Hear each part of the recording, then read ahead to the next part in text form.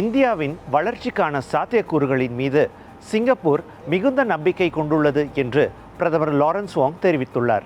India மீது Singapore கொண்டுள்ள நம்பிக்கை புதியதோ அண்மையில் உதித்ததோ இல்லை என்றும் நீடித்த வெற்றியை தழுவிய செயல்களை பின்புலமாக கொண்டது என்றும் திரு வாங் குறிப்பிட்டார். பிரதமராக பொறுப்பேற்று முதன்முறையாக இந்தியா பயணம் மேற்கொண்டுள்ள திரு லாரன்ஸ் வாங் இந்துஸ்தான் டைம்ஸ் ஊடகத்திற்கு அளித்த சிறப்பு நேர்காணலின் போது இதனை தெரிவித்தார்.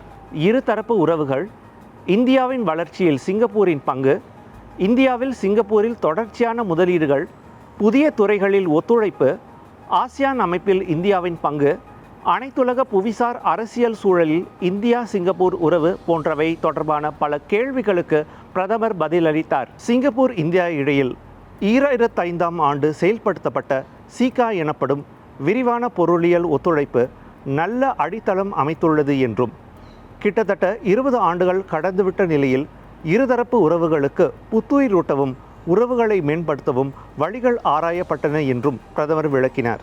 பிரதமர் வாங்கின் இந்திய பயணம் குறித்த சிறப்பு தகவல்களுக்கு தமிழ் முரசுடன் தொடர்ந்து இணைந்திருங்கள். தமிழ் முரசுக்காக கி ஜனார்த்தனன்.